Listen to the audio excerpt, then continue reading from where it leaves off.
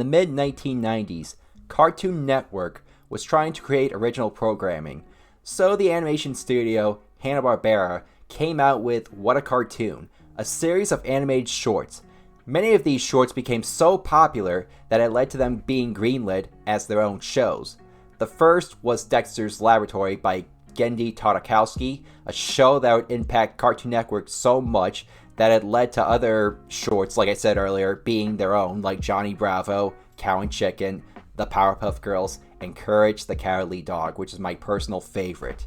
And I just cannot believe how long ago these shows were. It just makes me feel old, guys. But anyway, though.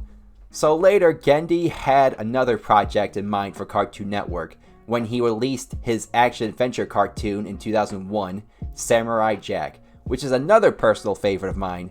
This show would earn 8 Primetime Emmy Awards and would create a huge cult following, leading it to be renewed for a final season in 2017 on Adult Swim. But it didn't stop there. You see, Genndy would also be recruited by Lucasfilm to develop the 2D series Star Wars Clone Wars, a show that would go from 2003 to 2005, enough to get ready for Revenge of the Sith. Sadly, the show is no longer canon, but fans still consider it to be a great piece of Star Wars animation, or Star Wars content in general. And the show would introduce 2 fan favorites, Asajj Ventress and General Grievous, who of course would join the canon. The 2D series would serve as a blueprint to the 3D series, Star Wars The Clone Wars, which of course is canon, and it goes to show you that Genndy had quite the impact on Star Wars like he did with Cartoon Network. But it doesn't end there. In 2010, Genndy had created another animated series, another action-oriented series called Symbiotic Titan, which I have seen a few episodes of, but I'll have to watch it, like binge watch it as a whole later in my life. But anyway though, despite the show not being as popular as Genndy's previous works, Genndy had stated that he would love to work on this show again, and there are fans who would crave for this show to return. But now that I got those shows out of the way, it's time to talk about the main topic of this video. After completing Samurai Jack, Genndy had decided to make an adult action-oriented series, and so in October 2019, Genndy's show Primal was released on Adult Swim. And when it was released, the public had given the show the same amount of praise as some of his previous works, and it would also win awards too. Hi fellas, this is Robbie speaking. Primal is coming out with its 3rd season next year in January, and I thought it'd be a great time to discuss this show. The story of Primal is definitely different for both Adult Swim and for Genndy's gallery of projects. The setting of Primal starts off as a Stone Age prehistoric setting, if that makes sense. And so there's both dinosaurs and cavemen.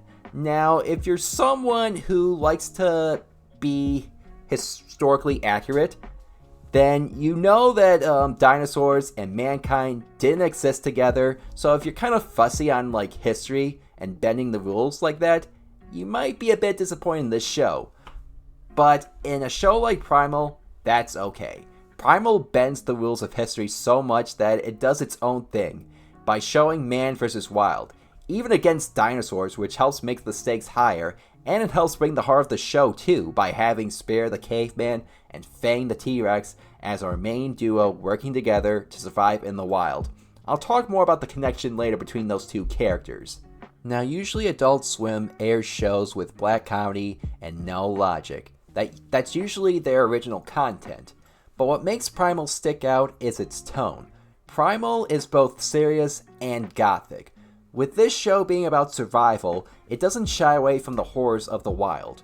When Spear and Fang are traveling together and they go up against predators, it gets bloody. Not like the last season of Samurai Jack. I mean like it goes a few steps higher with its violence.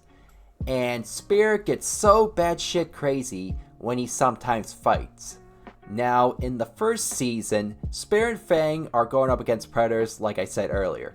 But in the second season, the duo ends up going up against ancient civilizations. Another element that does not fit well with history, but who gives a shit? It still works for Primal. In fact, the show is a bit more interesting. Like, how is the main duo going to survive against an entire army of soldiers? It's just enough to get you invested. Oh, and sometimes Spear and Fang go up against like magical beings or supernatural beings.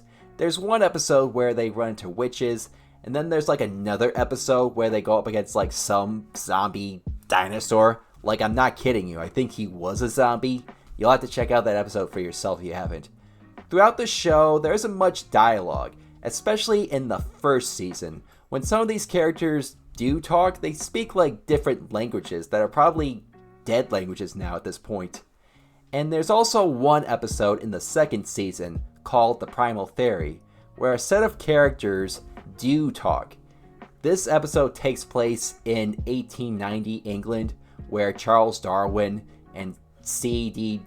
Darlington and a few other scientists are forced to defend themselves against a certain intruder, which I will not spoil. But 95% of the show, there is just no talking. It's mostly grunts and roars from Spear and Fang. So how do you understand these two characters? How are they feeling? What are they trying to say to each other? Or to you, the audience? Well, in order to understand them, you see their facial expressions, especially with their eyes. This is one of the series where it's show, don't tell. If you look back at Samurai Jack, there are times when Jack didn't have a line. There might have been a few episodes where he didn't really talk at all. And there are other pieces of animation that do take this approach, like Tom and Jerry is a perfect example. Snow White and the Seven Dwarfs, like that ending, there's no dialogue that much. There's just singing, and then Snow White just said goodbye and all that. Fantasia, no dialogue, just classical music. WALL-E. There's just so many pieces of animation that have taken this approach, and you can just understand them by looking at them. And so, Spear and Fang, they don't need to talk. In fact, if they did talk, it would take away from how this show is trying to be mature. Imagine if Spear and Fang were just talking. It would kind of feel forced, like they're just talking down on you. It just wouldn't fit the show at all. And now on to the animation, because this animation is just too good for Adult Swim. While many of Gendy's other works have characters with shape-oriented features, Primal tries to lean more into a realistic look, especially with the dinosaurs and all the other animals in the show, giving the show a bit more realism. As for the human characters, they're not the most realistic looking, but when it comes to their faces, they're given a bit more detail, like the humans have wrinkles and everything. And with all these different character designs, it helps it separated from Gendy's previous works, and that he's not recycling the same designs from his previous shows.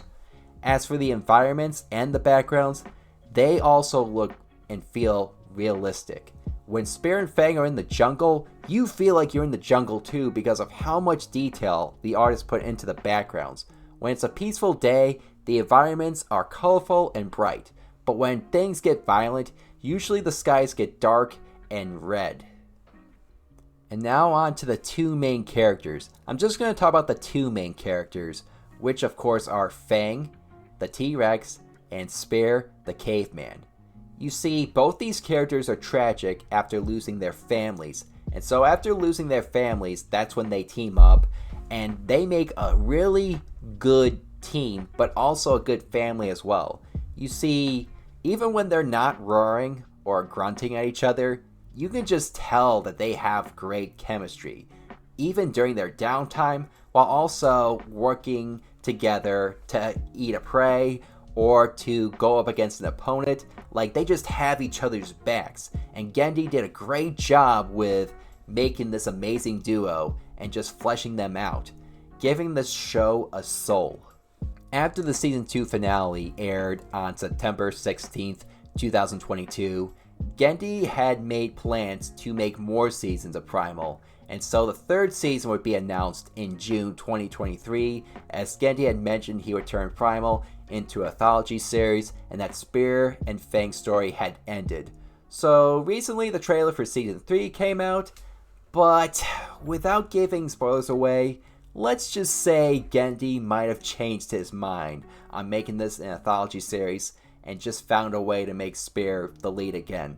Still looking forward to season 3, but some fans are kind of mixed on that. In a way, I get that, but you'll have to watch it for yourself though. But no matter what, the first 2 seasons of Primal are some of the best adult animation I have ever seen. In fact, I don't think it's that far from BoJack Horseman, but BoJack Horseman will always be the best. And it's in its own league. And if you haven't seen my BoJack review video, it's at the end of this video, which you should check out. Just like you should check out Primal, and also the station IDs. I mean like there's one where Spear is in Dexter's lab, and then there's another one where Spear and Fang are at the Flintstones home, and Spear's just filling the role for Fred, just banging on the door. It's really fun to watch. I just cannot wait for that 3rd season though. Oh, and one more thing though, is that after Primal, the 2nd season had ended, Gendy had created another show called Unicorn Warriors Internal. Say that so many times fast, guys. I don't think it's as big as some of his other shows, but I'll have to watch it sometime. It looks interesting with that animation style, but perhaps I'll talk more about it another time.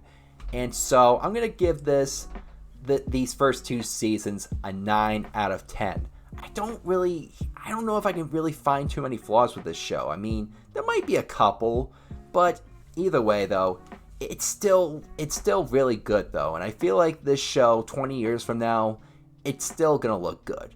Like you can just tell its animation is gonna age like a fine wine just by looking at it. But let me know your thoughts down below on how you felt about this series. If you have seen it, are you thinking about watching it? Just let me know in the comments. And if you are new to this channel, hit the subscribe button, hit the like button. Don't forget I have a book in the description down below, Cheetah Team. I'm also coming out with a sequel, so just wait for the announcement on that. And that's all I have to say. Thanks for watching, guys. I'm Rob A, and may the anime force be with you.